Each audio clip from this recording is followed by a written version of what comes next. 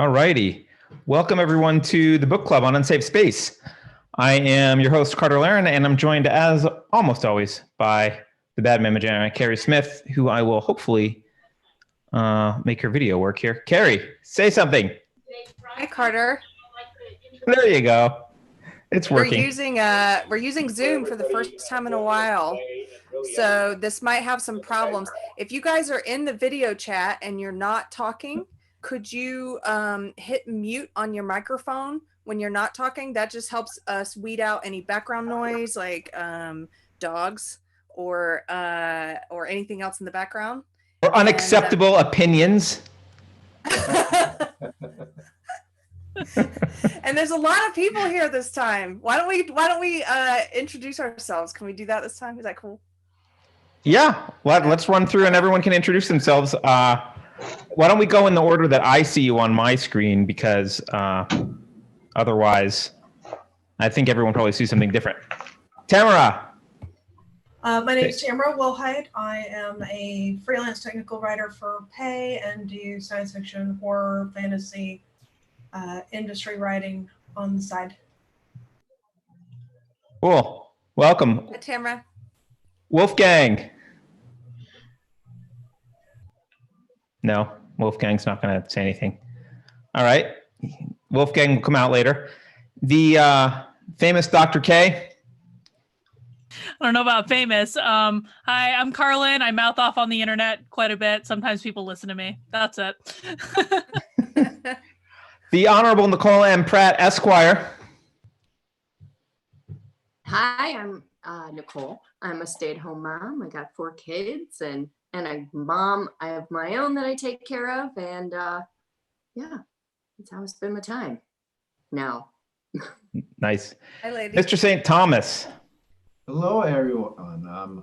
My name is Thomas. I'm over here in Northeast Pennsylvania. I'm a stay-at-home dad and stay-at-home worker now. We're all working from home, and the kids are home as well. So that's my lifestyle right now. So I'm sharing an office with my wife now too, because she has to do telemedicine. So that's been a lot of fun. Nice. Welcome. Let's see. Elizabeth O'Brien, who also has children with her, I think. Maybe her children are distracting. Hi. Oh, there she is. Stay-at-home mom of 4. I discovered you guys a couple months ago, and I'm really happy to be joining the book club for the first time. Welcome. I love the book. It's a good book. Hi. Hey, buddy. Nice room. Let's see. Laura. Did we do Laura? We didn't do Laura Kirkpatrick. Where's Laura? Okay, did I get it right? Can you did. Hi, I'm Laura Kirkpatrick, and I currently live in Illinois, and I stay at home. I was a former business owner. Moved here when I got married, and I have a husband and a 20-year-old son that lives at home and goes to college. So it's the 3 of us locked in here together. Nice. Silja, I think. I'm not sure how to pronounce your name, so if that's wrong, please smack me virtually and tell me how to say it. No. Silja's mic doesn't appear to be working, but they're here. And Kent Onufrichuk, who is famous for giving us almost all the things that we talk about on Covfefe lately. I kind of feel guilty, like I'm spamming poor Jack, but because of my job, I'm lucky I can just find neat stuff, and yeah, I stumbled onto you guys indirectly through some IDW chat rooms, and initially kind of never got the podcast too much, couldn't really get into it, but then started understanding that different perspective and what's happening in the SJW community. It's nice to have clear thinkers on the list, and lots of clear thinkers and variety of opinions. Well, welcome. We appreciate it. I know Jack actually appreciates it, as do I. So keep that up. You don't have to feel bad about inundating Jack at all. I too follow many horrible people. Oh, from Northern Alberta, Canada. The long traveler, probably. Nice. All right. Well, Carrie, do you want to do you want to jump in? I don't know how you want to do this. Yeah. You Why want don't to we give kinda your do it overall like- view first or something, or what? Yeah, why don't we kind of do it like we did previous book clubs, where we sort of give a general impression of the book, and then we can start getting into specifics if you want. I'm glad we finally read this one, because I've been referencing it for a while without having read it, just with only looking at parts of it or little excerpts here and there, but knowing what it was about, and it didn't disappoint. I've kind of been waiting for a book that I can recommend to people who want a condensed version of everything we talk about on Deprogrammed, about my old SJW ideology. If you want like a quick sort of condensed version that you can give to parents to say, this will help explain all the stuff you don't understand that your child is coming home from college and talking about, this is it. So I'm very grateful that he wrote it. And I think there's overall my impressions. I'll be honest, I'm on the last chapter. I was trying to speed read, finish it. Carrie, you're the host. You can't not read the book. I know. No, it's okay. And it's okay. so, my wife hosted a book club the other day, and she only read the first chapter, didn't like it, and read a different book on the same subject, and still hosted her book club. So you're ahead of her on that. That's fine. Well, yeah, I read the whole thing. I'm just on the last, like the conclusions, I'm on the most important part is like, where do we go from here? But I definitely, I like that he laid it out. You know, he started from a place of, like we've talked about on the show, of just helping people to see how all of these things connect together, how this has roots in Marxism, and it's about looking at the world as a power struggle, as a struggle for power, but based on identity. So maybe we can start there, and we can start. Let people just give me your overall impressions of the book. Yeah. Like, how did you like it?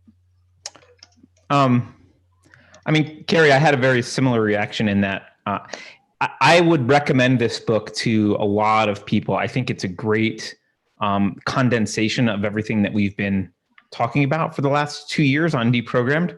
All laid out very well and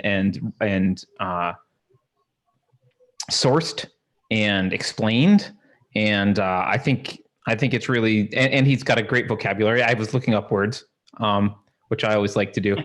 But the only thing I didn't like, and this is just me personally, and this is not a dig at the book. This is just me.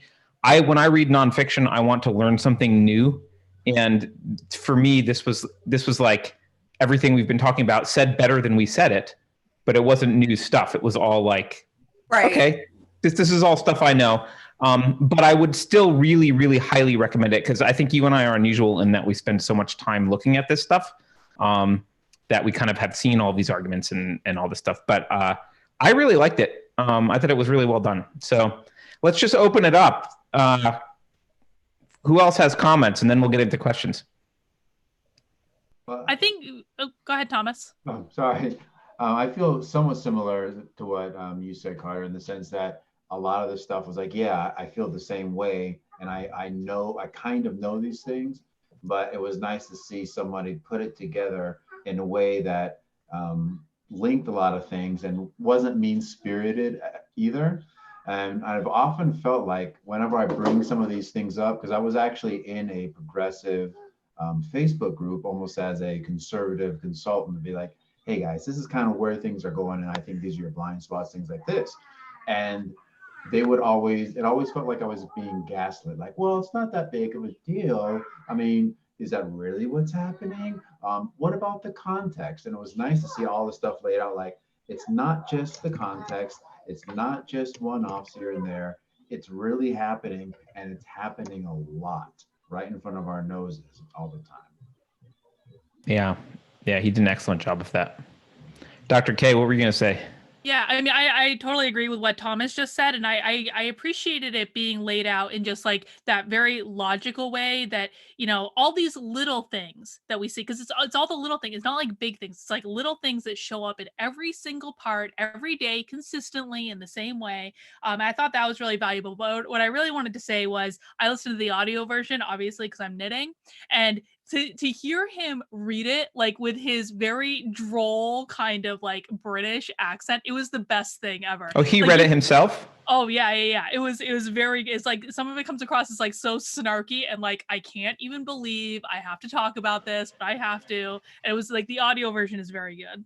He does have like that. It's a humorous book, but it's kind of a dry humor. So I think it would be enjoyable to listen to him actually deliver his own lines. Yeah, it was fantastic. Cool. Anyone else have thoughts? Right to what Dr. K said about the audiobook, like because of my job, I can just dawdle around listening to audiobooks and podcasts through my hearing aids, right? So the if everyone remembers the first couple of pages, the first he does like a little 4 or 5 line reading of some lovely quote from some absolutely brilliant guy, and then that's when he cuts into the lyrics from the start of Anaconda. So I was going to say, Carter, you can edit this sucker out. I've got the audio book right here because I know a copyright. For people that have never heard Nicki Minaj lyrics in Douglas Murray's pillow-like voice, I can make that happen in like 20 seconds. Are you would you play it, or would you would you play it physically yourself? Because I don't think that'll trip copyright.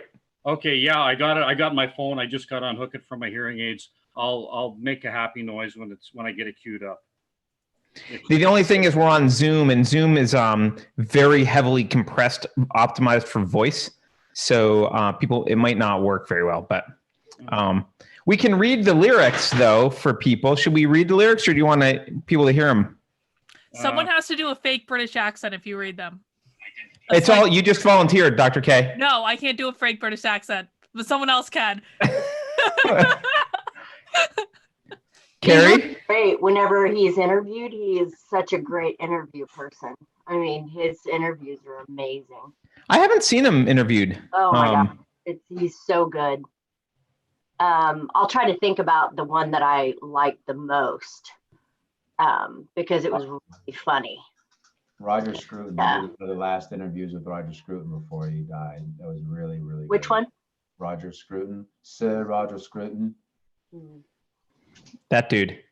Yeah. He's just really, he's really funny. Really funny. So Kent brought up something before the show. Kent, I'm just going to talk about your for sure. question. You said the Evergreen College situation was one of your earlier introductions to the IDW guys, and you enjoyed learning more about Brett Weinstein. And then you asked, why do you think he specifically became the target of so much of the fury of the mob during this and the aftermath, beyond the email, which was pretty benign?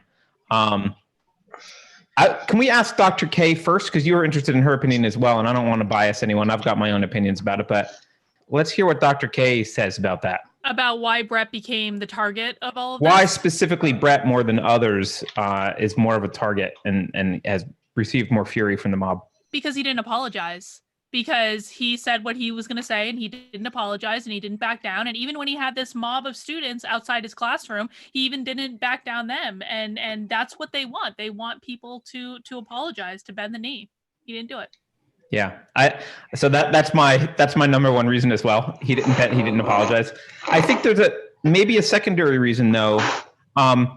Brett is an evolutionary biologist, and there is nothing more dangerous than someone who knows biology and understands evolution than to this ideology, right? Because they can bring facts and science into debates about gender, trans, race, like everything. He actually has the kryptonite, the intellectual kryptonite as his, like, who he is. He's not just a professor who disagreed. He's a biologist, like an evolutionary biologist who disagreed. And he didn't back down. So yeah, those are the two big things that I saw. I think also it was his background in, because originally when he wrote his letter against going home, like against forcing white people to not come to class that day, he didn't draw so much on what you're talking about, which is true, his biological background, but he was drawing on, he has he's a progressive, and he has a history of advocating against racism, and he was drawing on that, and I think they find that very threatening as well, because he's not some right winger that they can write He's one off. of theirs. Yeah, he's a progressive. Yeah. And yeah, he's very dangerous, right? Because he appeals Yeah. to leftists because he is a progressive. He's got the science to back everything he says up. And like Dr. K said, he refused to back down. He didn't apologize. So that makes him particularly dangerous, I think. Well, His that's kind of, sin was example telling them of, you're wrong. His sin was Sarah- saying you're wrong. You shouldn't be doing this. And then when they upped the threats, he stood by what he said. His sin was blasphemy, and the lynch mob was coming to tear down all the blasphemers. Jonathan Haidt talked about the different competing moral systems and moral channels of hierarchy. And then you also have the reverse hierarchy. You shouldn't have a society where the layers of society are so numerous and distant that the top is unaccountable to the bottom. And every once in a while you get a revolution. The people on the bottom are in the middle, pulling those on the top down, and then inverting or altering who's on top. Right now we've got a war of the worldviews, borrowing Dennis Prager's term, or competing versions of software on the societal operating system, Douglas Murray's example. And they're going, well, we want to be on top. No, we want to be on top. And Brett's issue was saying, no, I am not going to the bottom. No, I'm not obligated to be hidden and go away and give you the dominant power in the social system. We're actually equal. One of the issues with social justice is lying to say we're making everything equal. They're trying to set up a new hierarchy and then justify oppressing the groups they call oppressors and saying we're only making it fair if we oppress men, whites, heterosexuals in order to make it fair. So there's a discordant in there, discordant nature on purpose. And you say, no, if you're going to have equality, we'll have total equality. But you don't get to oppress a specific group in the name of fairness. So he's challenging the care, harm, and fairness moral channels are the only things that liberals use for Haitt's research. And he's confronting them on the fairness issue. There's one of the only two issues they use to determine if something's right. I think that's a really astute point, to be honest. Like, it's not about equality, it's about setting up a new hierarchy. Yeah. I think in the book, Douglas talks about an inversion instead of equality. So I think that's spot on what Tamara was saying. It's an inversion instead of trying to set something up equal. Yeah. So he touched on something that I don't think is emphasized enough, and he didn't really talk about it too much, but he at least said it in passing, which is not I don't often hear, which is he emphasized that, like, it's not just that equality of outcome is bad. It's that equality generally, other than equality under the law, equality is impossible. Like, even equality of opportunity is impossible. It's an impossibly achievable thing. And so to make that your standard is to ignore reality, and means that you're not actually working for something that can be achieved. It's an endless task to try and achieve because you can't. And often I hear people say, well, the problem is equality of outcome, but we all agree that equality of opportunity needs to be achieved. And he kind of in passing ditched that idea as well correctly, which is you can't achieve that either. Well, I think when I say it, people mean it in a more specific way than just equality. I agree. Everybody's born with a different set of circumstances. So privileges, if you use that word, or marginalizations, if you want to use that word, everybody's different. But most of the time when I hear equality of opportunity, I hear people talking about specifically as like under the law, and there being no legal barrier to you having equal opportunity. I think there's a distinction there, though, that deserves to be made, and I think he made it, at least from what I read. I think he recognized that, like, there's no equality of opportunity. There's equality under the law, and you can call that equality of opportunity under the law, as a, Right. you can qualify it, but we have to make that distinction because chasing after equality of opportunity is a fool's errand. Not under the law, though. Not under the law. Right. That's maybe that's what people want. If it's a never-ending task, there's always more work to be done. well, and he made that point too, right? Which I think was good because I think a lot of people don't come away with. I mean, we've kind of said that the purpose of this is the destruction of Western civilization, which sounds kind of over the top, but he didn't say it in that many words, but he did kind of say there is no positive purpose to this, right? He did say there is no thing they're constructing.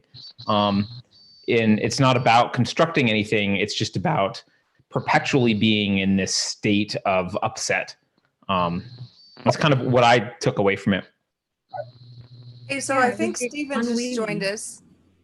And I was just going to say, when you're not talking, Steven, just hit your mute button, and that way the camera won't go to you if there's any background noise.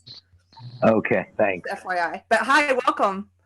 Thank Welcome. you. It's nice to see you finally. Elizabeth, did I cut you off?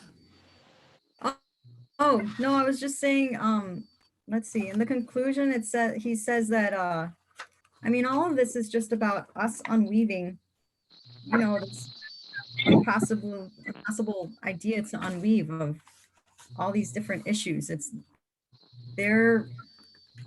All these issues themselves are just like, they want to seem like they're intermixed and we have to unweave them, and it's impossible to unweave something that's not even coherent, something like that. Sorry, that doesn't.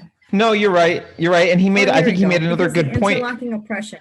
Do not lock neatly together, but grind hideously and noisily both against each other and within themselves.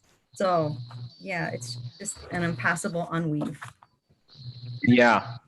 And I think he made the point that he made 2 points. One is he pointed out what you're saying, which is like, these things don't actually go together. They're logical contradictions. They would fall apart on their own. But I think he made an important second point, and I found he made it at the beginning of the book and again at the end, which was we have to stop thinking that Marxists care about contradictions. They do not.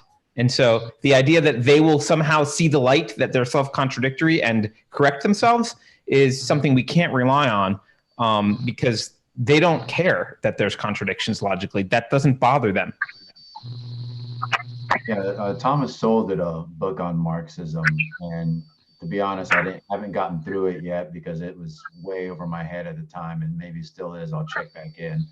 But I do specifically remember him talking about the inherent contradictions in Marxism, and that it was almost based solely on contradiction, as if it finds those contradictions, and the contradictions are what make it what it is. So I think that's probably weaving into the mentality of how they see the world, and don't actually believe that logical contradictions are a problem, but something to be cherished. Yeah, I agree. And I don't think, not to get too philosophical, but I think if we go back to a lot of the philosophy that this stuff is based on, a lot of the political theory is based on philosophy that purports to use reason to demonstrate the fallibility of reason. Like, hey, I've used reason to prove that reason doesn't exist, or that like A is not A, or whatever. There's a lot of bad philosophy that underlies this stuff. And so those are like foundational pillars to the belief system that really permeate everything. And so it leads to embracing of contradictions, because the very philosophical premises on which this entire system is built are based on literally metaphysics that's insane, right? Which is metaphysics that's like A is not A, and I've just used reason to disprove the use of reason as and that stuff was taken seriously and built upon and turned into political theories. But they already have the explanation for any contradictions. It's the official evil conspiracy groups of the patriarchy and the white supremacist culture, and it's similar to the 1900s where everything was blamed on the Jews. I am not anti-Semitic. I have Jewish in-laws, but saying, what if you look at the Arab world? It's not working. This is a problem. Ooh, the evil Jews are doing the Yeah, don't take their don't take their vaccine. We'll blame them for this and that. So if there's a contradiction, if there's a problem, the answer, they've already got the scapegoats identified in their worldview already. Carrie, I was curious to hear from you. Like, when you were in this ideology, did you know that it was contradictions, or? That's a good question. Wow. Yes, but it was more important to, okay, let me back up. Let me think about this. As contradictions became apparent, I believed in the ideology that it was good and that this was the way to end racism and sexism. And so if there was a contradiction, then it became important for me to figure out how to explain it. And not just for me, for me to do like the gymnastics required to make it make sense to me, even though it was like gobbledygook a lot of the time, but then to go and explain that and to articulate that for other people so that they could feel okay about it. I mean, a good example is the way that they redefine words, like racism has a new definition now, or sexism has a new definition now, and that's why it's okay to treat people differently on the basis of races and sex. On the basis of what their race is and what their sex is, because we've redefined those words. It's like, oh, okay, there's your loophole. Now I can go and teach that new definition to people, and then they'll feel better about treating people in this way. And I don't know, does that answer your question? Yeah, I was just curious, like, was there ever cognitive dissonance for you? Yeah, there were definite moments of like, wait a minute. But, before I did my whole detransitioning from it, there were little moments where I didn't agree with the group, but I felt like something was wrong with me. They make you feel like something's wrong with you. So then you're having to like figure out why you're not agreeing, and you keep it to yourself that you're not. So a good example was when everybody attacked Maria Kang for Fitness Mom. I don't know if you guys remember Fit Mom. But everybody piled on her because she did some motivational posters about losing weight and exercising and being a mom. And her tagline was, "What's your excuse?" And it was her with her kids. And the whole feminist community, what he calls, I love the way he makes fun of fourth wave feminism. He says, fourth wave feminism is third wave feminism with abs, which is true. But so the third and fourth wave feminists all piled on her, and it became this huge one of the mobbings where you've done something wrong. And what she did wrong was that she transgressed and fat shamed by daring to encourage people to work out. And so when that was happening, I felt in my gut, this is wrong. I don't want to pile on this woman, but I also don't want to say anything. I'm not going to stick my neck out for her. It was that feeling of like, something's wrong in me. If I don't understand, I just have to figure out why I'm not on board with it. But, I was a coward back then. I wouldn't say anything. I would watch the pile-ons happen.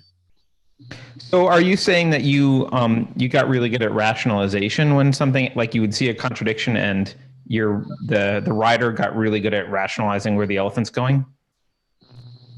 Yeah, the writer is very good at rationalizing because a lot of these people, and like I did, they believe wholeheartedly that they're on the side of good, and they don't ever question their capacity for evil or their capacity for they don't. So it's really hard to get somebody to look at contradictions, and when they've been told that you are evil if you don't agree. I mean, even in this book, I like the way he points out how one of my favorite parts was on page 100 and then again on page 161. He gets to how they're very good at saying that there's hidden meaning behind everybody else's words. So if you're not in the ideology, that nobody can take your words at face value, because secretly behind your words, there's some kind of racism or sexism there. That's where they use those terms like dog whistles and stuff. Like, Carlin, you may not say something sexist, but secretly we know that what you're saying is sexist, and it's behind the words, right? So simultaneously they say, we can't take your words at face value because you're not in our cult. we know there's dark, evil meaning behind your words that only we can interpret. But simultaneously, they say you also can't take our words at face value. And when we say blatantly racist and sexist things, like Sarah Jong in the New York Times says blatantly racist things, that's not really what those words mean. And when we say kill all men, that's not what those words mean. You can't take our words at face value. They have secret good meaning that only we can decipher for you. And isn't that messed up? And speaking of decipher, it reminds me of at some point it gets to that level of the prose that he quoted from, who was a woman who wrote White Privilege, and he has that little one sentence from her that's about 15 lines long that it takes. Yeah, I couldn't. I think I highlighted. I'll look at the page, but it was just so much gobbledygook to where it's like, well, it sounds really smart. So, you know, I'm sure that there's some kind of truth behind it, because especially young kids who are going through college, or even adults, when they hear stuff like that, it's put together with such style that you wouldn't recognize that it's just a bunch of crap. Yeah, I looked at this and saw that they had the on page 171 they talk about the facts are, that the facts aren't helpful, so they don't want to hear it if it doesn't help their cause, and whoever gets to decide the cause, you know, that's kind of the real crux of it. They all think they're doing right, just like Kerry said, but they don't, you know, they're willing to have all this cognitive dissonance, but in the end, it doesn't matter. You know, they're looking for some utopia, though nobody seems to be able to say what that really is. Social Yeah, on justice. that same page. Oh, go ahead. Social justice is political dogma, liberal political dogma invested with religious levels of faith. So you can say, these facts contradict faith. I have faith in the dogma, therefore I can blast the facts. Or say, these facts come from a hateful source, therefore they're fake and I can disregard them. These facts are inconvenient. Wait, I can assume this is the result of patriarchy and heteronormativity. So if we just adopt the theology, it'll solve everything. No, And that's religion. a way of explaining the contradictions. Well, I mean, I think to a large extent, I was thinking about this in terms of like, how do we solve this problem? Because he proposes some real challenges given technology and social media for like, how are we going to, like, I think he has a whole section about forgiveness. Like, how are we going to do that? I hate to be trite about it, but this is the issue. I think, frankly, we need to evolve with this technology for a while and make mistakes, and things are going to be a pain until we evolve as a species, either one way or another. Either we continue to go this route and balkanize and just continue to have infighting and things fall apart for us, or we develop the skill sets and habits to not do this to other people. And I wonder, I don't know if anyone on the call knows what Gen Z or younger people are really like. My daughter's kind of too young to be doing any of this stuff online, so I don't really know yet. But I'm wondering if maybe the practices of the younger generation will be a little bit different. But maybe I'm just being optimistic, which is unusual for me. The little I know of. Oh, go ahead. No, I have a 23-year-old, and he's pretty down to earth. But his girlfriend, I see, she posts all kinds of crazy stuff on Instagram. And clearly, just a lot of it is the ideology. It's just not. She clearly doesn't think about what she's saying. You know what it's there. She's clearly just reposting what someone else has put up there. You know, and clearly, and I won't even get into it with her because they're not interested in listening to it. You know, they're not interested in having that conversation. Would she join a pitchfork mob online and pile on someone, you think? You know, I don't think, she's not a Twitter person. Mostly she puts up these memes on Instagram. You know, today it was that Anne Frank died in the Nazi concentration camp of disease, and we have hundreds of illegal aliens who are dying of the same disease now because of coronavirus. It was this crazy leap, and I'm not can't even argue with that, I thought the disease was socialism there for a second, but no, that's not what she meant, huh? No, I don't think so. It's capitalism is the disease, I see. Well, like with Gen Z, we need to keep like a couple of things in mind. I don't know much about it, but I know like a little bit about it. And number one, their brains are not fully developed. The logic and ration function of their brain is not fully developed yet. So like cut them some slack, they'll get there. But the other wait, can you pause, Dr. K? Can you pause for a second? Because not everyone knows that. And I think you just glossed over something that I think is not common knowledge, which is the age at which brain development is kind of, but the age at which we're fully baked, and it's different for men and women. But can you talk about that? Yeah, it's like early to mid 20s thereabout, and so the logic reason function is literally the last part of the brain to develop fully. And the part of the brain that develops before that and actually makes most of our decisions even into adulthood is the emotional part of the brain. And so these kids, they are very literally making decisions based on their emotions. They're not fully baked yet. But the other things I know about Gen Z is they are kind of, the profile of the generation is following that of like the boomers. So they do actually have, a sense of values, of morals, a lot more than like previous generations of their age. But the other thing that's true about this generation is their stress level is very, very high. For people of like any age, frankly, they're a lot higher than their parents were at their age.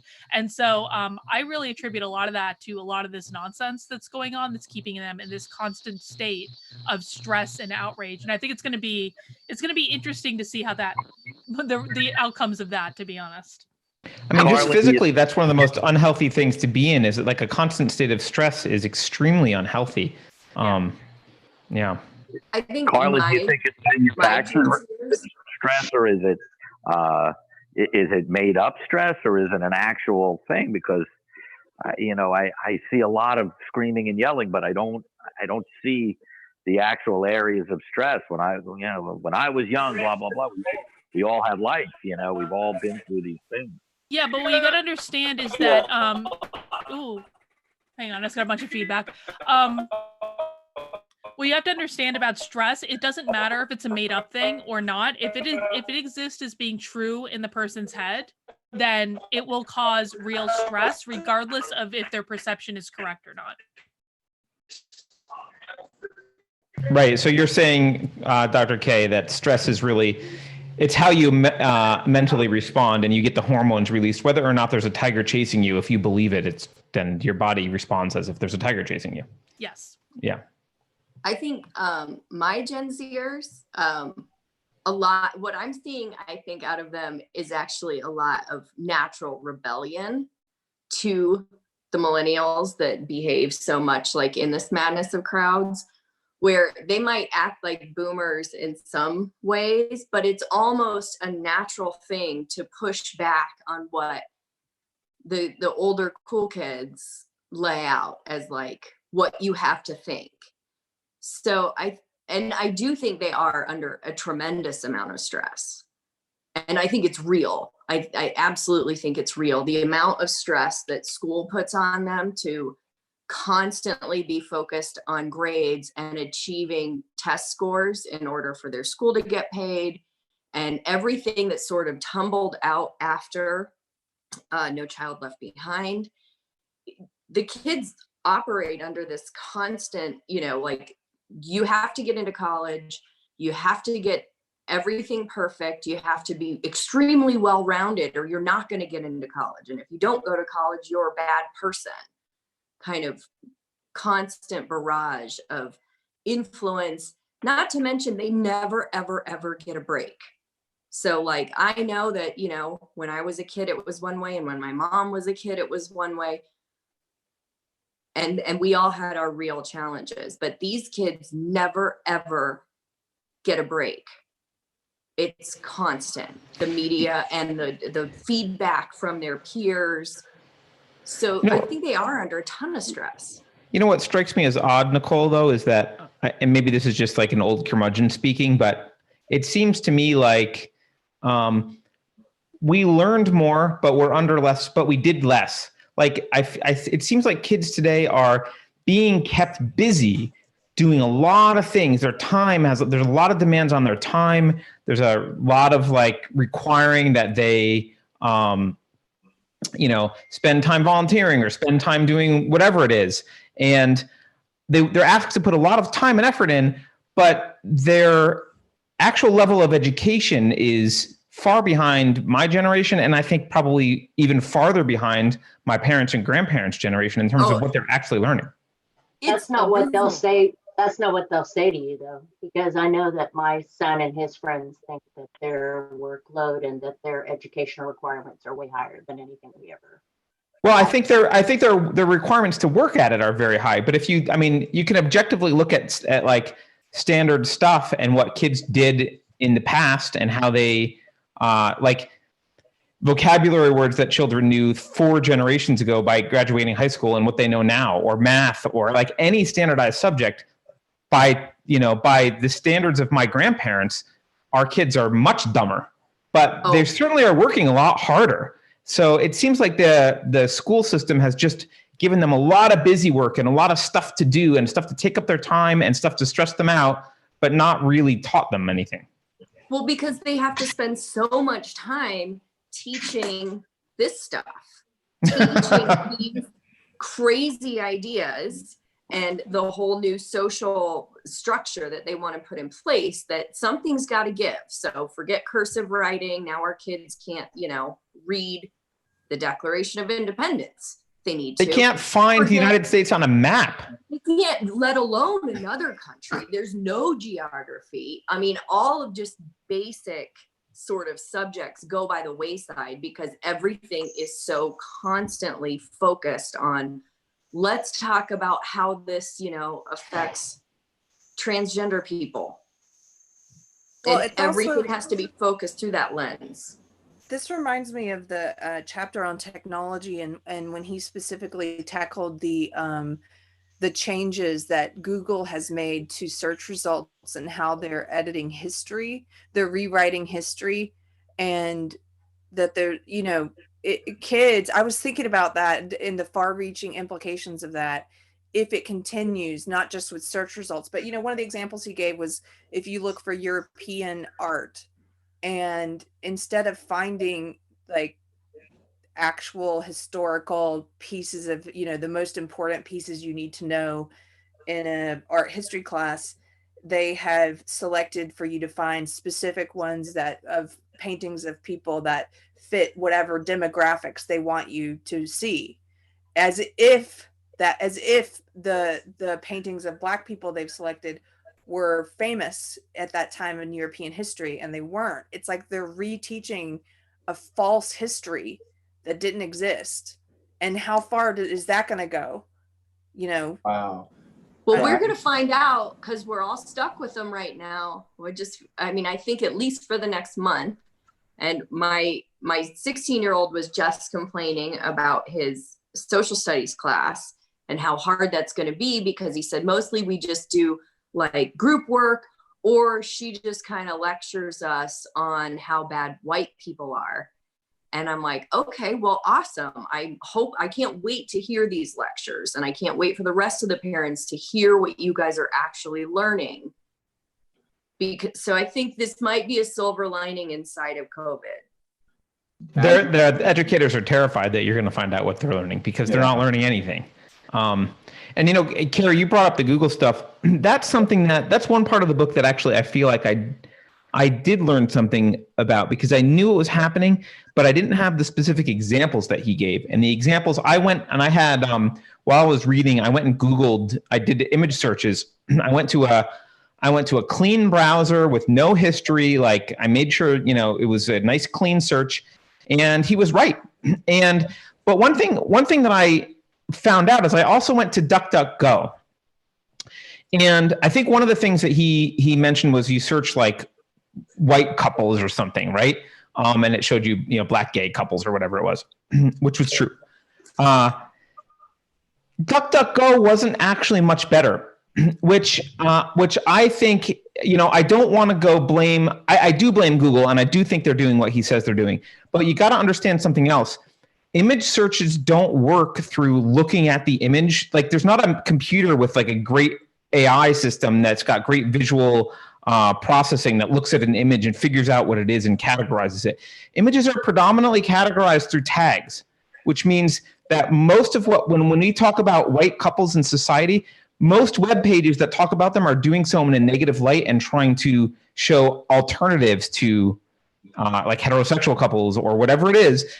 So if web pages generally are doing that, then you will get a biased set of, not a bias, but a set of images that doesn't actually represent what you're looking for. And so because I don't think DuckDuckGo is doing any manipulation like that, and yet their search results were better, but not great.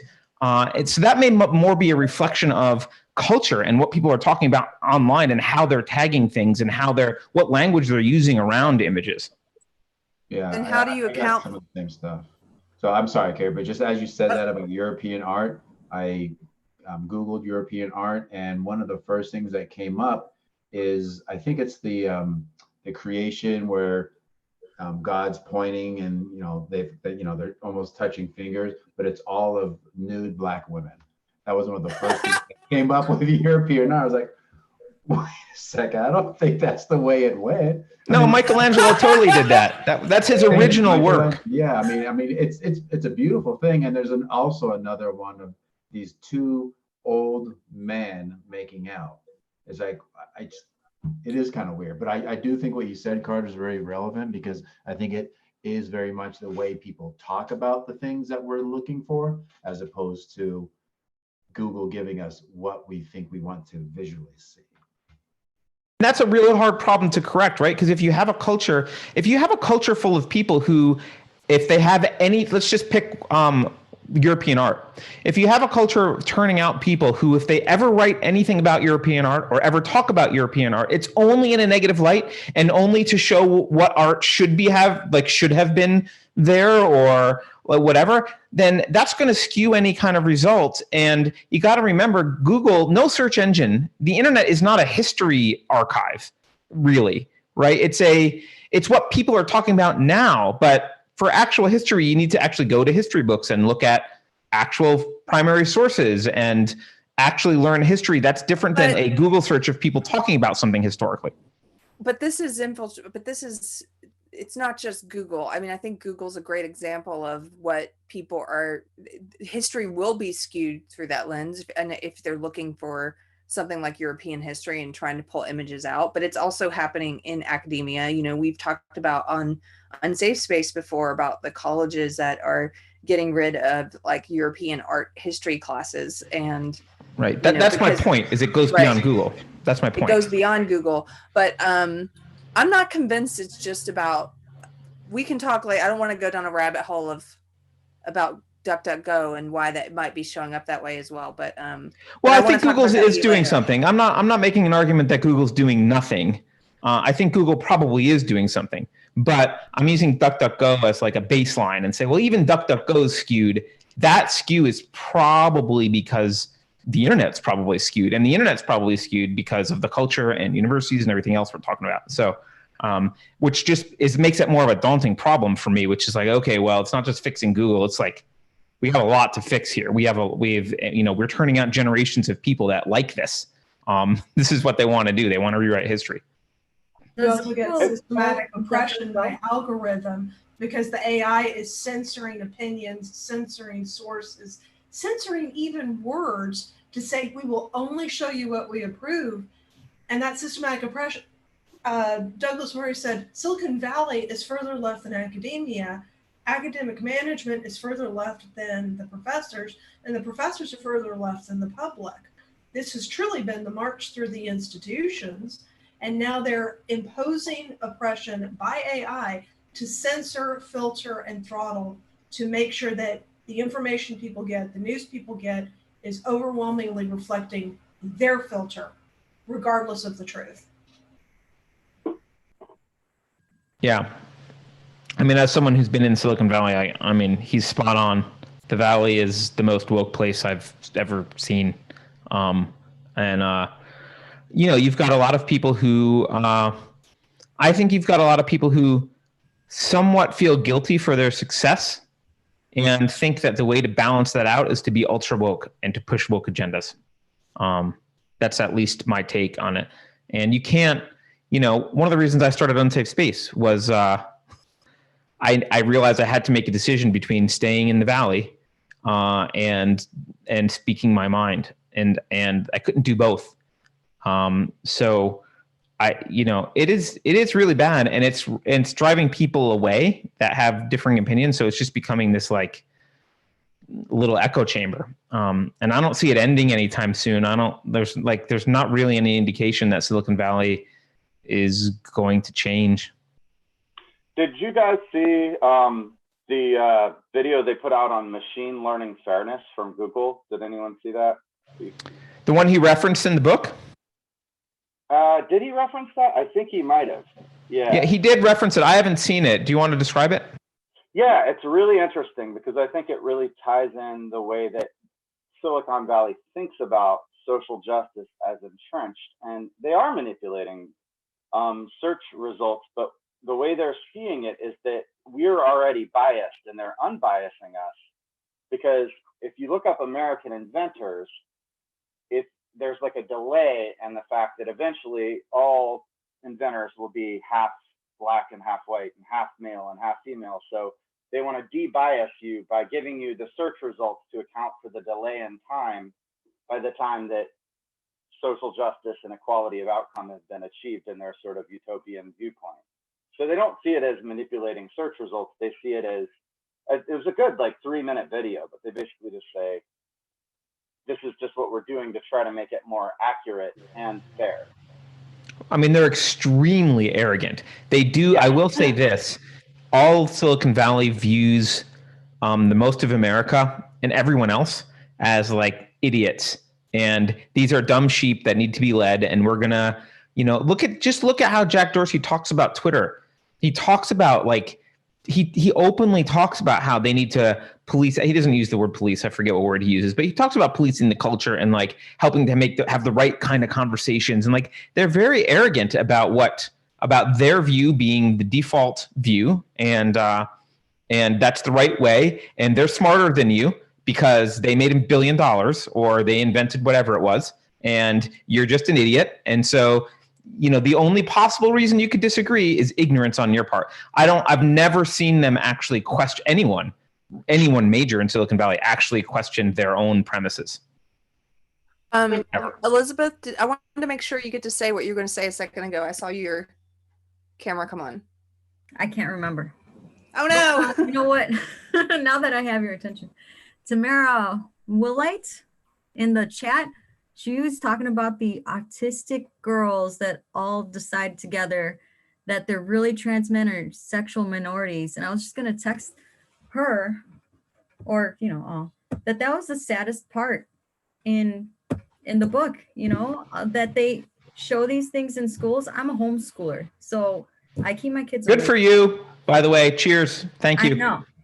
I mean, my first went to kindergarten and I was just giving them a chance. We had talked about homeschooling ever since he was born. But after that experience, it was horrible, So when I hear that they're talking about these things to their kids in public school, I mean, it's not their own kids. It's not even their kids. And they are giving them ideas, really. Yeah. And then a group of them decide that they're trans. I mean, that's terrible. They're such sponges. Yeah. You reminded me of the other breaking moment where he talked about the Down syndrome kid. I think it was a girl with Down syndrome. And I just thought to myself, I imagine a Down syndrome kid and a bunch of adults manipulating that kid into getting a sex change operation. And it's just one of the most horrifying things I can imagine doing. It's torture. It's sadistic. It's really sick to do to someone with Down syndrome. Yeah. And then like Dr. K said, their brains aren't developed. I mean, I always thought it was like my joke, like he shouldn't be able to make decisions right now. Like in the family, if somebody at 20 or 21 years old made a stupid decision like that, they shouldn't have been allowed to make that decision. I mean, it's a joke. Obviously, everybody has their freedom, but Yeah. Well, but in many ways, kids aren't allowed to consent, right? Rightly so. We recognize that kids can't consent. They don't have the faculty to consent for a lot of things. And yet, when it comes to irreversible, permanent change to their bodies, yeah, we're just supposed to be like, oh yeah, the 8-year-old said it. So that reminds me done. of the part where he said a lot of these decisions were being made by the teachers about how they were going to address the child's gender and go through the whole process there and change it in the schools. But these were the same schools where they had to have a parent's permission to give the child an aspirin. That's hilarious to me. In a sad way. Yeah. Can we give Johnny an aspirin? Who's Johnny? Oh, your child is now a boy and we've renamed her, but we need your permission for an aspirin. Yes, exactly. I do wonder if that's going to start reversing though, like the leniency with which they're operating, because I mean, I think like that lawsuit in the UK against their health system with that well, she's back to being a woman now, but lived as a man for a while. And what she said was, you know, if they had just pushed back a little bit, just challenged me a little bit instead of letting it sail right through, I think we're going to see a big backlash coming up as all these people who transitioned as teenagers realize that maybe that wasn't the choice I should have made. And I totally agree. We're in for a hell of a lot of lawsuits, and rightly so. And it's going to be sweet justice to have these people sued.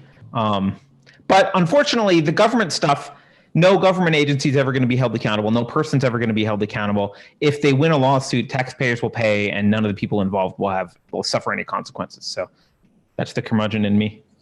I really thought that there was going to be a big change in Tokyo with the Olympics coming up, but those are being postponed because a lot of the changes with the trans athletes coming to fruition and then being not nationalized, but worldwide. Some of what we think is just a normal fight with wokeness, and some people think, oh, you know, maybe think about the context within which they get it. None of that's going to fly when we go to the Olympics and try to put people who were biological males in some sports, whether it's us, Canada, or Australia, or Great Britain. You know, there's going to be places that are going to be like, no, you're done. And you know, I really thought that at the Olympics, we were going to hit ahead, but you know, we're going to have to wait for that till next year. Hey, so I wanted to point out one of the other points that I thought he did a good job of making in the book. And this again just goes back to their contradiction. So one was that idea that you can't trust any words at face value, that they have the secret decoder ring, you know, as somebody in chat said, to be able to tell what people really mean. But the other was when he talked about how it's weird because it's simultaneously everything is about what identity group you're in and what your race is and what your sex is to these people. Unless, and he does a good job of pointing this out, unless you disagree with the ideology itself, and then it doesn't matter. And so those examples he gives of Peter, is it Thiel? Is that how you say it? Peter Thiel? Yeah, who's, you know, he was excommunicated from the Church of Gay, you know, because he supported Trump. And then Kanye West, when he came out in support of Trump, and I remember SJW sending that piece around. It was almost like they were waiting, especially the white SJWs were waiting to see, like Carlin asked before, how do you deal with these logical inconsistencies? They wait to see what those who articulate the ideology have to say, and then they share those op-eds and they repeat those things. And that's why you notice they all repeat the same talking points. So as soon as that op-ed came down the pipe, you know, Kanye West is basically not black because he's choosing to be white and to side with white people, then that's everything I saw people repeating. But I thought he did a good job of pointing that out, that I still haven't quite wrapped my head around that, but it's like race and sex is everything until it's not, until you don't voice the ideology, and then it couldn't matter less what your sex So is. I Carrie, I think that it's not. I think actually this is the way I think about it. It's not. They don't care about race or sex. Race and sex, that oppression hierarchy is not what they care about. That oppression hierarchy is a tool that they will use to achieve political ends. And if the tool is convenient, it will be employed. If the tool is not convenient, it won't be employed. Some other tool will be employed. They will argue, they'll argue for reason and logic if the person they're arguing against, if it will work in whatever situation that they're arguing against. And they'll argue against reason and logic if it won't. They'll argue for, they'll say Kanye is not black if that helps them, and they'll say he is black if it doesn't. The reverse, right? He's not black if it helps them say that, and he is black if it helps them to say that. I don't think they're about the oppression hierarchy, and I think that's the big lie. The big lie is that they care about these people and that they care about the oppression hierarchy, and there is some sort of empathy thing going on. That's a lie. That's all just a tool that's being used to push an agenda. And I don't think the agenda is even positive. I think the agenda is, as I've said before, I think the agenda is chaos and nihilism. That's the agenda. It's to destroy the West. I actually have a question about this that I wanted to get your guys' feedback on, because I feel like with the whole coronavirus thing, I feel like Asians have moved up the oppression hierarchy, whereas before they didn't care about them, but now it's like a thing. Yeah, they have. And I think that's because you are seeing I've seen real racism against Asians during this coronavirus thing. I'm in a lot of weird Telegram chats for people who are paying attention to all this and posting videos from all around the world and getting intel. And there's I've seen actual racism, blatant anti-Asian racism. I think. So Carter, when you say I think they are now. Can you do you get a feeling for where it's coming from? Does there seem to be some kind of concentration? Before I play my hand on what I think, I'm curious on what you see, because I've only seen a few things. Wait, are you saying, sorry, ask that again. Do I see a lot of it or just a little bit? Well, Is that your question? Not necessarily the volume, but do you tend to think that it's coming from a certain area? I can't tell if it's coming from a certain area, but it is for example, I saw a stereotypical, I hate to say this, but I saw a stereotypical redneck kind of person talk about how they're going to shoot Asians who come near their house. Right.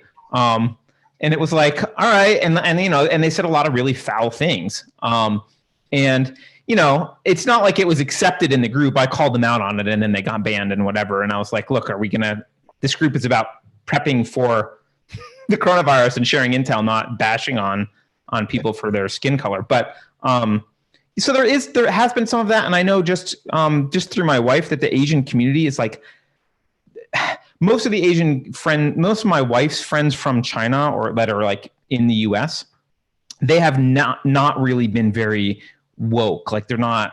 They're busy making money and kind of capitalist, and they just don't care about this woke crap. There's not that group of people, but even they are kind of now nervous because they're hearing stories of people being treated poorly and whatever. And there is racism in the country, and Carrie and I have both not said, neither of us has said there's no racism, but I think now that there's a little bit of oppression, the SJWs are gonna.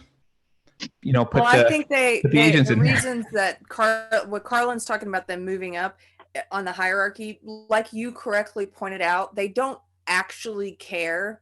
So they don't actually care that there are some instances of this happening now. It's just that they see an opportunity and they use it. And this is if there are news stories about there being increased acts of racism against Asians, then they will seize on that and use it to push the ideology.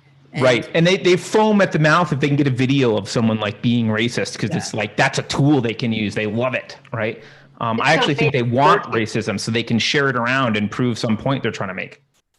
Yeah, it's very virtue signaling. And what I found is even when you try to make a point about the Chinese Communist Party, which is a really valid point, then the pushback is automatically that you are racist against the people of China. And it's the very same pattern of behavior where if you push back against drag queens in the library, then you must be a homophobe, or it's Yeah. the same pattern. It's like you can't have a real life logical conversation about the propaganda that's coming out of China without somebody smacking you down about how you are perpetuating racism against Chinese people. And it's like, can we have a real conversation here for a second? Laura, that reminds me of something else that I liked about this book, which I think Douglas Murray was spot on about, which is if they cared about certain issues, they would go after the ones that are more clear, like the trans stuff. I don't know if people know this, but like years ago, I used to donate actually to an intersex organization because I cared about intersex kids that were being assigned. They really were being assigned something at birth, and I was of the opinion that like it's child abuse to perform surgery on a kid. Just let them be themselves. It's they don't let them figure out what they want to be later, and they can make a decision later, because there are I think it's like 0.5% or less of the population. I think it's a 1,000th of the population, something like that actually has intersex like issues. But they didn't go after intersex, right? They don't talk about intersex. In his book, he points it out. They talk about, Jessica Yanev. Those are their cheerleaders, or those are the people they rally behind. And the same thing I've seen with China. I have seen some blatant racism against Chinese people, but that's not what people are like. That's not what the SJWs are going after. They're going after people who are saying, hey, we don't trust the Communist Party. The Communist Party is doing these things. China's lying about their numbers. That's not an anti-China person to say. That's an anti-China government thing to say. And a lot of Chinese agree with that, actually. If you say, I don't trust the CCP, I think they're lying about their numbers, they did blah, blah, blah. A lot of Chinese people will be like, yeah, and they're hurting us too. Like they're the victims. But they're not the battle that the left is taking up in this whole thing with respect to making Asians higher in their oppression hierarchy is not the battle of actual, like, protecting actual instances of racism and going after that. It's yelling at people who say the China virus, or yelling at people who talk about the Communist Party. Yeah. So if I could jump in, I want The to silliest. They take the very real, and I hate this about them. They it's almost like somebody said they love individual instances of racism because they can then use those, and they will take those and they will use it as almost a battering ram to attack things that are not racism, and to shut down conversation about communist China propaganda, for example. Or like in the case of that woman, the reporter, the New York Times editor who was on MSNBC and made the mistake, that egregious math mistake about Bloomberg and all of his money and how he could give everyone $1 million. And then later she said, she wrote a whole op-ed about how, the people criticizing her were all racist, and she cherry picked. Yeah, there were people sending her horrible racist things. She was the victim. Right, but that wasn't, I guarantee you that was not the bulk of the criticism or the feedback. But because they can take the actual instances of racism and then say, and all of this valid criticism, you're just like these guys. I hate that. Well, listen. Yeah, I think Wolfgang had something to say. Hold on, are you there? Yeah, I'm here. Can you guys hear me? Yep. Yeah, I was going to add something to what Carrie said a while ago about SJWs using the Asians as an opportunity just to push their wokeness. When this whole coronavirus thing is over, Wolfgang, can you get closer to your mic, because you're like a couple words are audible and then the rest is not. How's this? Much better. All right. Yeah, to add to what Carrie said earlier regarding using Asians as an opportunity to push their wokeness, when this whole thing passes over, they'll forget the Asian community. And the reason why I say that is, if you remember back in 2015, at the Claremont McKinnon College, there was a bunch of students gathering together, demanding a safe space. They had their signs, their megaphones, demanding the college to give them a safe space. And they were listening to students give their testimonies. when one of the students gave a testimony, an Asian student, just telling her story that she nearly got ran over by a car, and this guy yelled out, "Go back to your country." But when it turned out the driver was black, and the Asian student said, "Racism come from anywhere," the students basically tried to shut her up. Some yelled at her and told her, "Racism is prejudice plus power." And one other student tried to get her to wrap up her talk, and so they could just move on. So yeah, they don't care that the Asians are going to be facing prejudice or racism from other people. They're just going to use this as an opportunity just to push their wokeness, and then it's going to go back to, oh, we can ignore them. Did everyone hear that, by the way? Could everyone hear what you said or no?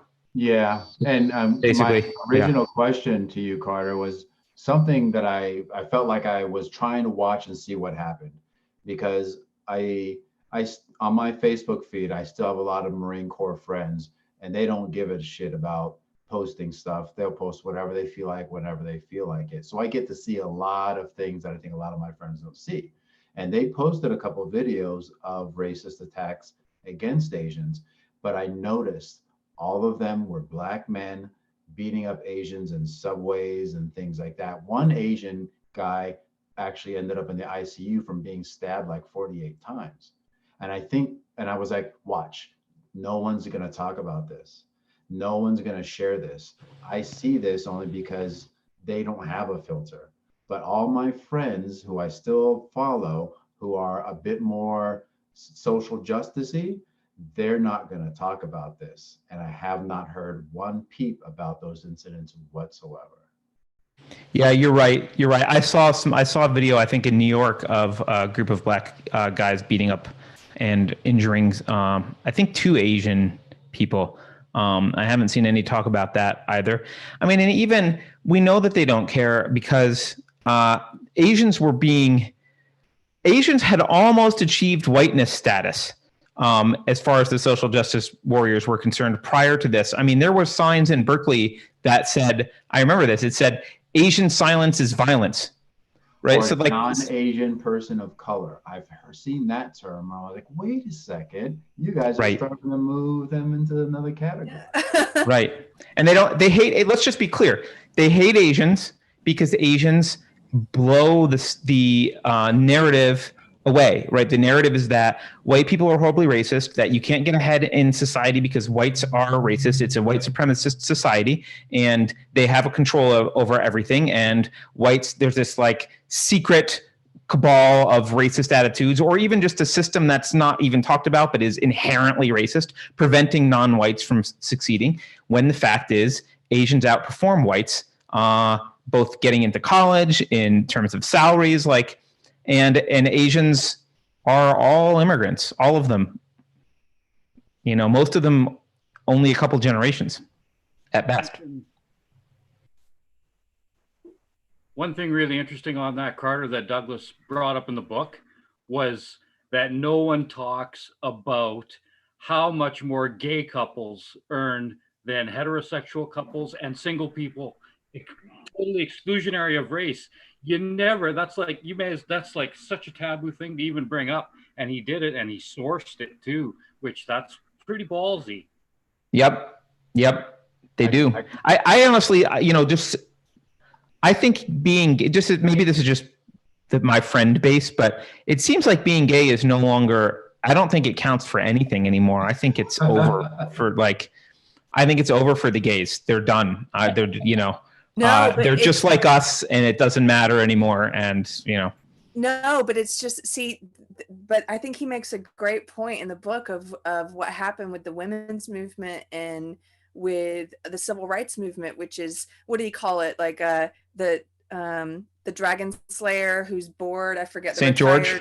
Retired St. George syndrome or whatever. Retired St. George syndrome. Yeah, that's totally what's happening with the gay community. And, you know, Mikey, who we've had on the show before, has talked about this, but it's like the dragons have been slayed, marriage equality has been achieved, and yet the ideology has to keep using these groups and finding, you know, examples of it's like the examples he gives in the New York Times of the story about you know, Japanese man comes out and no one cares in a company where nobody cares, front page news.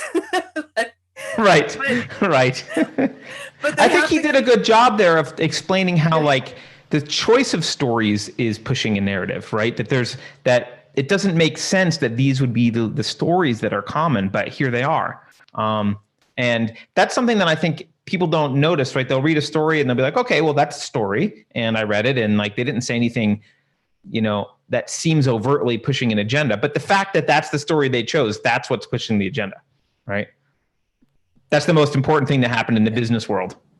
And I think that's even better than the whole example. the whole nature of this book is, I'm sorry, Thomas. The whole nature of the book is that everybody we've reached this high level of equality, and you know, where everyone is treated pretty fairly as these things go, at least under the law, and the train has just blown past the station, and everybody is is tilting at windmills now. I mean, this is the whole thing. It's in everything. The feminism, the trans, every issue with this. Gays are fine, but they feel oppressed. The feminists, or women, I think, are, it doesn't mean there's no sexism, but everything is in a higher, everything. No one's ever lived better, but we still are. There's still things to complain about, and ultimately, I think the trans is the final end to all that. Where just men can be women, women can be men. You had Ariel Scarcella on the other day, and she's a lesbian. They're attacking the trans now. Are attacking the feminists. The left sort of is eating itself. Well, and I think I'm wondering about other people's opinion about this, but I think to a large extent, a lot of these movements were always political, but that wasn't at the forefront, or at least they were populated by people who had shared pseudo-Marxist ideologies. And so it was a pretty easy transition when because Marxists are really good. I mean, the whole Marxist thing is they want to tear down the West. That's the goal. And they do that through creating strife traditionally between classes. But when they need other people to fill the void, I think it's actually kind of easy to go to a group that, their goals have largely been achieved, but they kind of share a lot of the sentiment of the Marxists. They may not be explicitly Marxist, but I actually think a lot of these groups have shared a lot of the political ideology to a large extent. So it's easy to kind of mobilize them into this for this new cause. And just help them to keep going and tell them like, well, you're not done fighting because, we haven't taken down capitalism yet. And that's really the end of your, that's the goal. I mean, I wonder if there's something to be said for like, they've built a sense of community around fighting these issues. I mean, a couple years ago in LA, the Gay Pride Parade was renamed the Resist Parade. Like they've literally built community around these issues. And I wonder if they feel like they're going to lose that community or lose that acceptance or lose that belonging, and they don't know another way to build it. Yeah. Well, I mean, defining yourself by who you have sex with makes zero sense in a society in which no one cares. It makes a lot of sense in a society in which you're persecuted and ridiculed and like treated differently because of it, and you have like political aims that you need to achieve. And so you can all gather together and say, we might disagree on a lot of things, but we have this shared sexuality that is being marginalized and oppressed. And so we need to fight for equality under the law with respect to our sexuality. But once that's achieved, I think people who want to continue defining who they are based on who they sleep with, to me, that's just no matter whether you're heterosexual or gay or whatever, that seems like not a very healthy or complete way to define yourself as an individual. And so, I don't know, maybe they're lost. Maybe they don't know who they are because they spent so long defining themselves only by that now it's like, well, now who are you? Right? You're not fighting for gay rights anymore because you have those rights. What are you now? Yeah. And maybe they don't know the answer. This is something that Professor Allen talked about on Deprogrammed. If you guys didn't see it, we got to do a great interview with him. It was one of my favorites, and Nicole in chat is the one who put us in touch with him, so thank you, Nicole. But he talked about asking students in his class to tell him who they are. And students have been trained now to say all of the, and you see it on Twitter too in the bios, and they just list all their identity groups. And they're like, I am white, fat, gay, depressed, I have bipolar disorder, and I'm differently abled. And he's like, that's not your identity. Like, who are you? Tell me about who you are. Something about acting, how you behave, I think. Yeah. And so they focus on the wrong things. And I think this, maybe it's a matter of getting people to, like you said, they don't know who they are anymore, Carter. And like Dr. K is saying, they get a sense of community from this identity. But at the end of the day, it's like, it's empty. And I don't know I think the answer I did, even though I didn't finish the last chapter, I skipped ahead to some of his parts. And I was looking at the part where you said depoliticize our lives at the end. And it made me think of when I was being taught all this stuff in college in women's studies. It was a big slogan at the time. The personal is political. It was something that was said all the time. The personal is political. They encouraged us to try and politicize ourselves and our identity, and to make everything political, and everything the responsibility of the government, and everything some shared experience among within this identity group of women, and so I think part of the answer there is what Professor Allen was saying, was like getting young people to explain and tell you who they are outside of all these stupid categories. And it reminds me of something that Carter and Carlin were just discussing about identity and community. Now, if you're a part of a community that has a very specific goal, once you get to that goal, what's the purpose of that community? And is that somewhat a little bit different when your community is much more spiritually based, which is a journey that never actually ends? And as we move away from stuff like that, is that in part why we have the problem with these people doing that, and why the train goes off the rails as they hit their goal? Because now what? And you're kind of getting at the whole idea that James Lindsay and Peter Boghossian talk about, where they're essentially saying that this whole woke thing is an emerging secular religion, and that it provides validation. We validate identity. That's why kids are identifying who they are by what victim groups they're a part of, because it provides a sense of camaraderie, just like you would get from church. And he talks about how being saved has been replaced by being woke, and witnessing is calling people out, and all of this stuff. It's just completely replaced. It's a religion. We have a friend of ours, and she's a teacher at one of the local private schools here in Connecticut, and in a fancy town. And they're asked to get up and introduce themselves to their student, and they have to give her name, and then she has to give her pronouns. And she's a woman in her 50s. This is not but when I tried to Jesus, this is she just couldn't hear what I had to say. That this is do you agree with this? That's what you're defining yourself as? Nope, this is the science. She wasn't ready to hear anything different. And I just wanted to also say that you were talking about that it really isn't about the gay, the feminism, whatever. It's true, because they're morals of convenience. Everybody sits and screams on. Doug Murray was talking about this girl screaming on the Yale campus. It's very easy here on Yale campus, but they're not screaming about oppression of women in Saudi Arabia. It takes no courage to scream at Yale. And this is no one's really willing to really put themselves out with this. So, just a thought. I mean, they're luxury beliefs, right? Only a super successful culture and a super successful country can provide these students with the luxury of sitting around and getting so upset over such trivia all the time.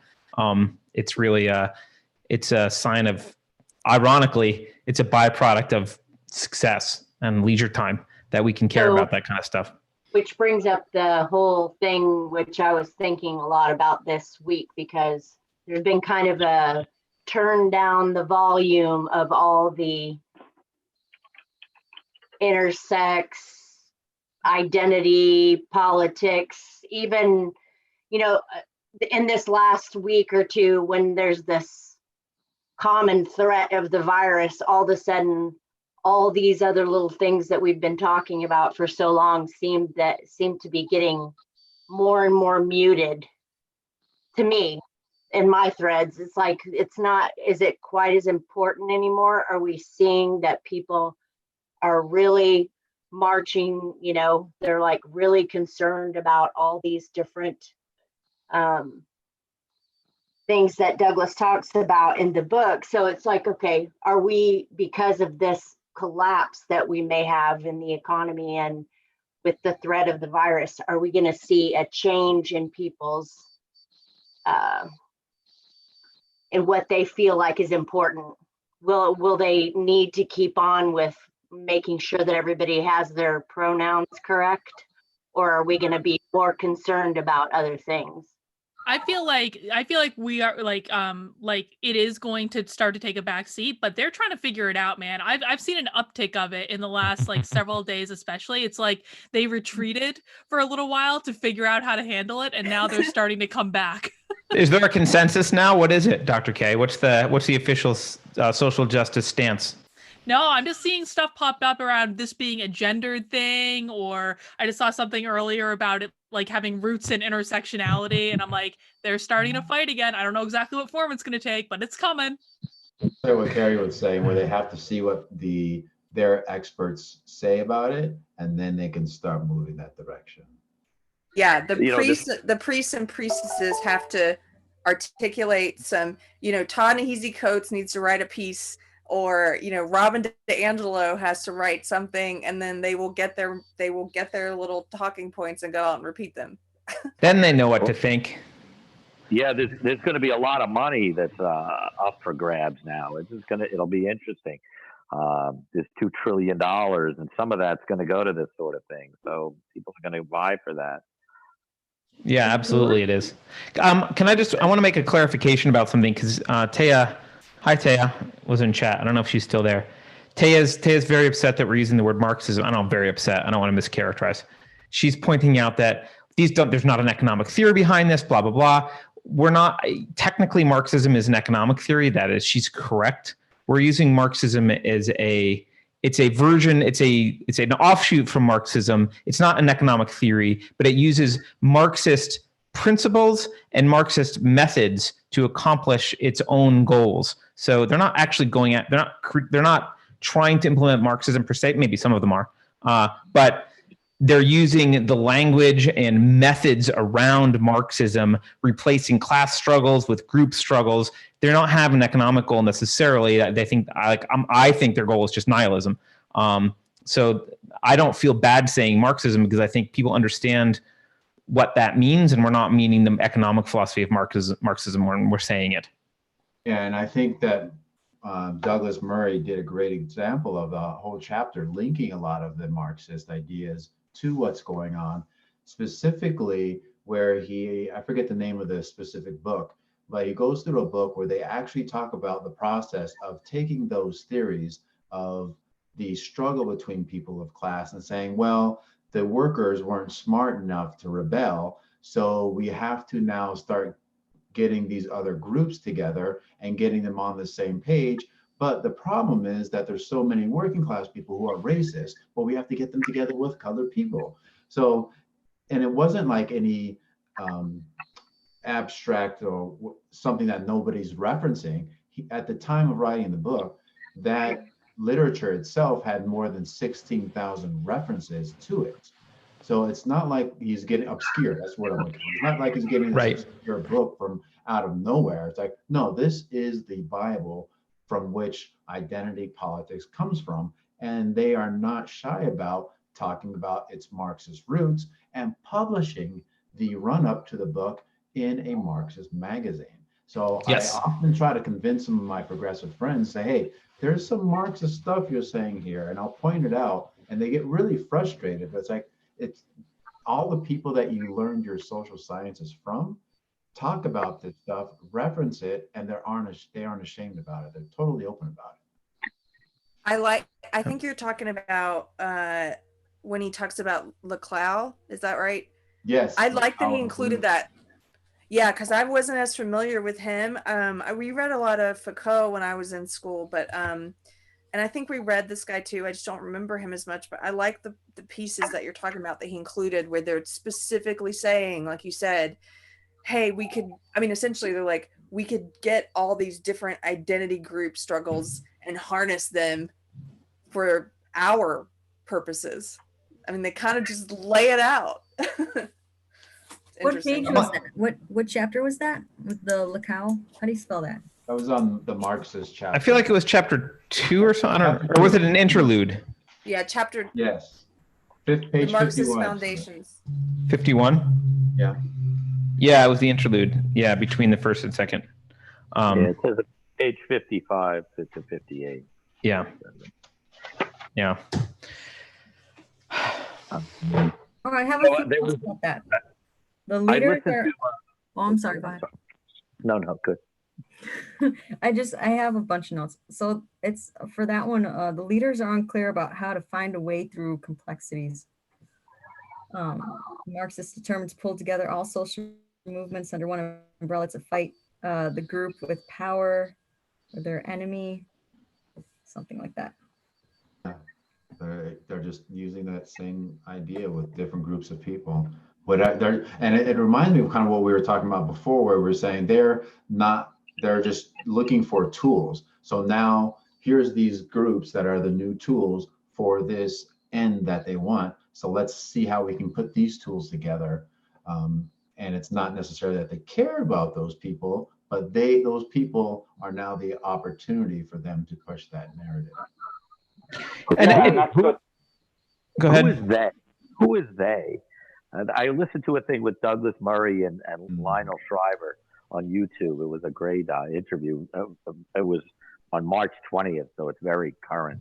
But she was asking that same question of him. He had this kind of they, but it's who are they? You know, is there a center? Her point was there wasn't a central group to this. You know, it was sort of an amalgam of all these different people, but there wasn't a central puppet master as such. You know? Well, if there's shared philosophy, there doesn't need to be a central puppet master. And that's the thing that I think a lot of people don't understand. They imagine that conspiracies must be some sort of hierarchical thing where there's the grand master and he's got his minions and that's the conspiracy, or people get together in a room, a smoky room, and plot something.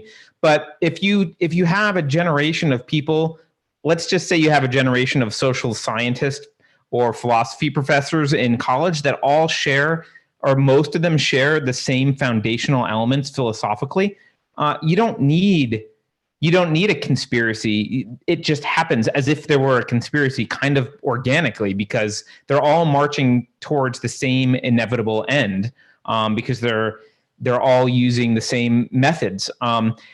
But there are examples of a lot of people will mock when you say like, oh, they're commies, right?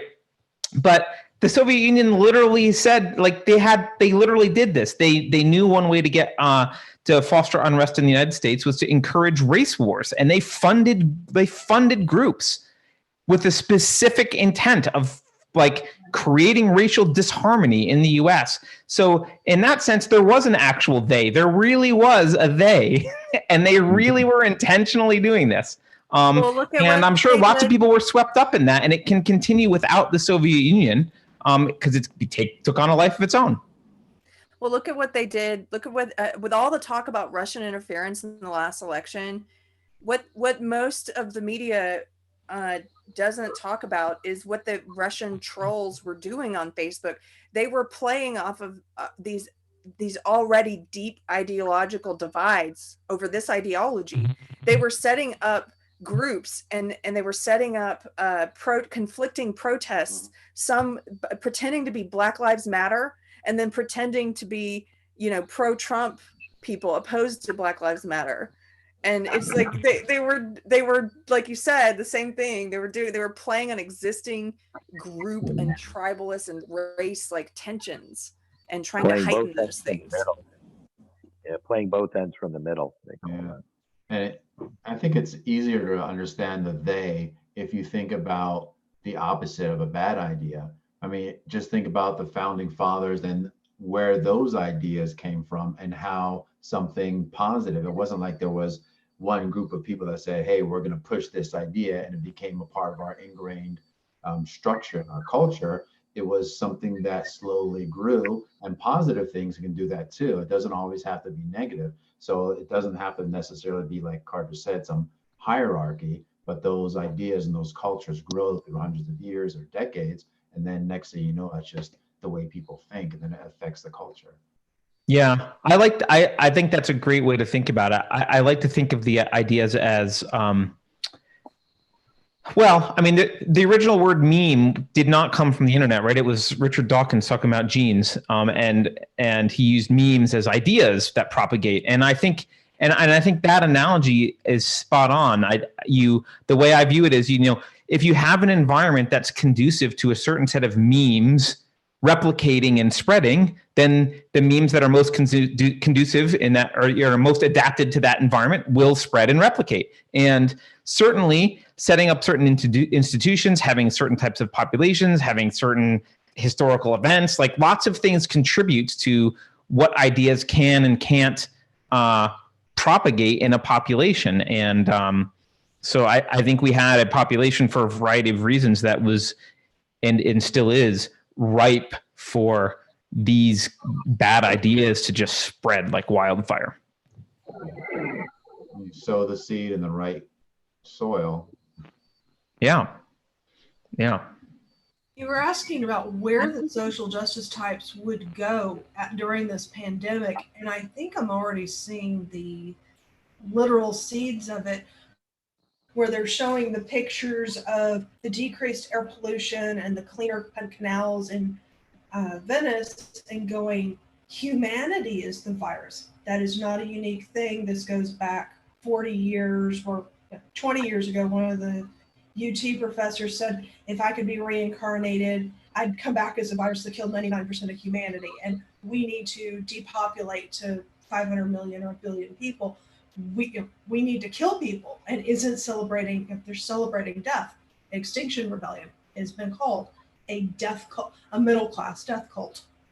And seeing this, I think they're having a power orgasm of, we're shutting down the economy, we're limiting travel, we're rationing resources, we're shutting down non-essential businesses, we're putting everybody on welfare and controlling the fake news regarding reporting of the virus.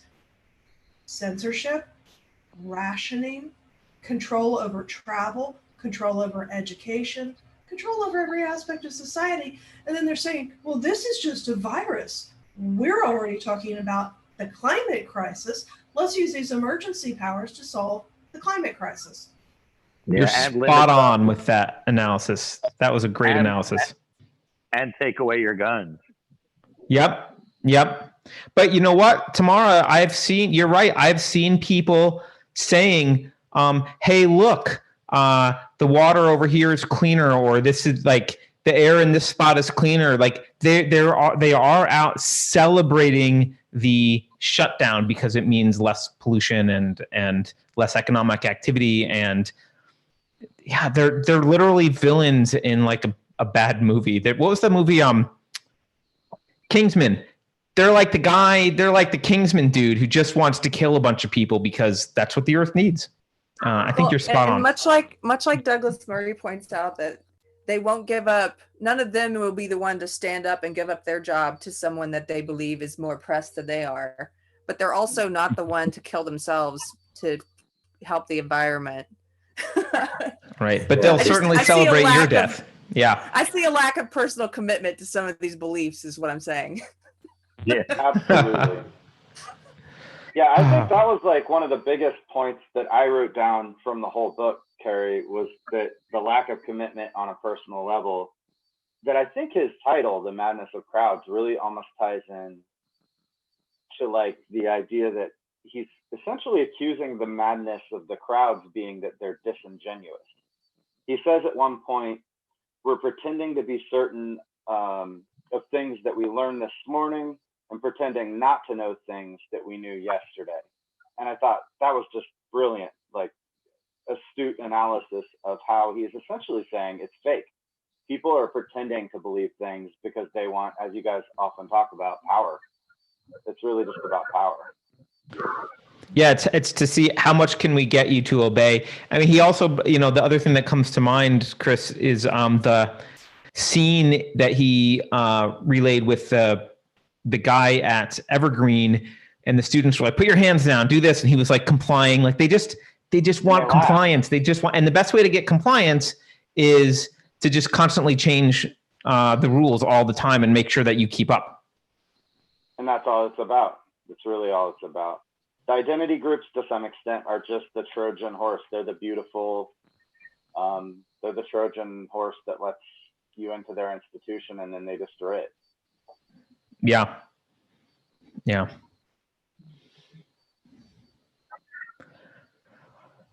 I don't know, anything else anyone wants to talk about, or should we wrap it up? It's been an hour and 45 minutes. Carrie, do you got anything? I got to go to the bathroom soon. So let's get final thoughts. TMI, Carrie, TMI. Well, they are, I don't know, they are a death cult. You know what? One thing I didn't like about this book, the only thing. About the day. Oh, sorry. Go ahead, Elizabeth. Go ahead, Elizabeth. No? Now you're muted. Why is she muted? Sorry. Can you? I can't. Yeah, we hear I can't you see now. most of you. Can you hear me? Yeah, we hear you. Okay. I wanted to say something about the they. I can't see you guys, so I'm sorry. My husband and I have arguments all the time about who's the they, and the mainstream media is controlled. Have you guys seen that meme where it's controlled by like 6 major corporations? Yeah. And there was a recent, somebody posted a video of all of the different networks and played them simultaneously, and they were all saying the same keywords and sentences.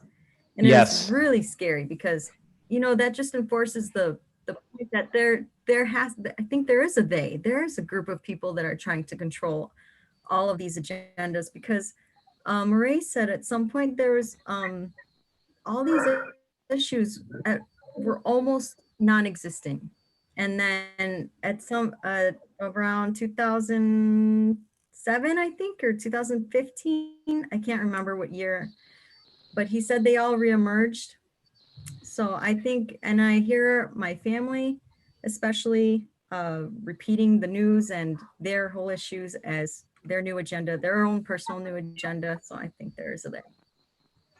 You know what, that's an interesting point. That video, if anyone hasn't seen it, I don't remember I'd post the link, but I don't have it handy. I don't remember where it is, but that's an awesome video because but it happens with multiple things where they'll, because this has happened over and over again. There'll be some talking points and it's not clear where they're coming from, but all the networks say the exact same, they use the exact same language all the time.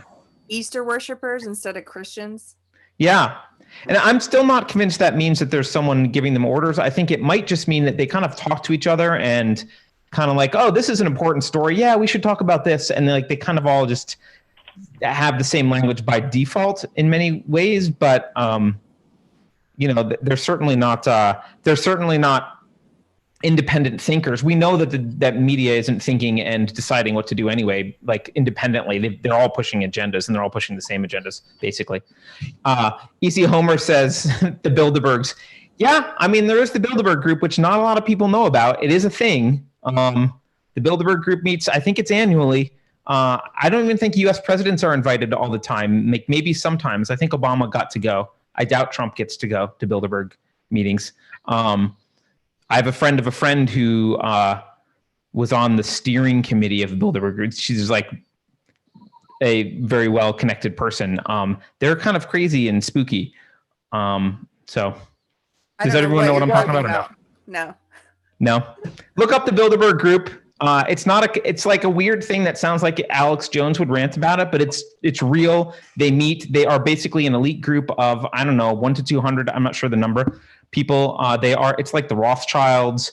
It's people who have a tremendous amount of power in the world, and they meet together and talk about changing the course of humanity, I guess, probably for the good in their own eyes, but they talk about their agenda. As far as I know, there's not like cloak and dagger stuff and weird crap, but they do meet. And it is a thing. Sounds like the Pentaveret from So I Married an Axe Murderer. Yeah, but it's a real thing. People don't want to believe it, but it's a real thing. I swear, look it up. It's a real thing. Yeah. So.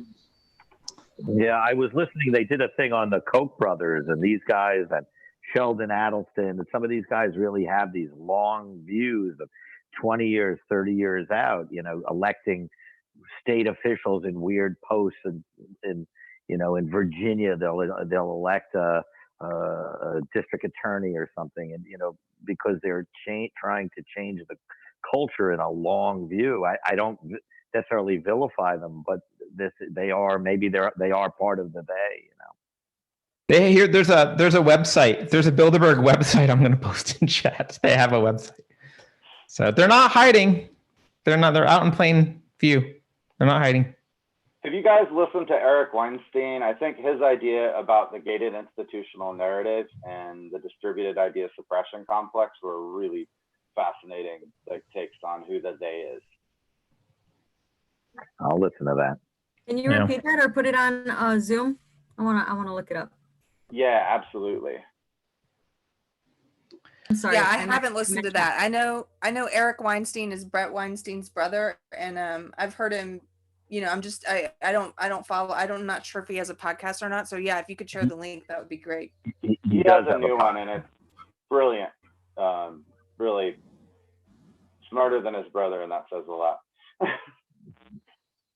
Yeah, he works with Peter Thiel also, which is interesting. Yeah, he's an investor. I think he was at Formation 8 or something. He was at a fund in the Valley here for a while. Anyway, all right, Carrie, do you have to go use the restroom? Should we end it? Guess what we're having tonight? They made this. It was at the grocery store. It's a toilet paper cake. It's a cake that's made to look like a roll of toilet paper. Some genius was like, let me make this cake. It'll be popular. And it probably was. Anyway, yeah, I got to go and have cake. All right. Well, thank you all for watching. And sorry, go ahead, Jeremiah. The chocolate skid marks on there. I did not need to ask you to repeat that. That was not necessary. Someone had to be that guy, Thomas. Someone had to. On that note, everyone, thank you, Thomas.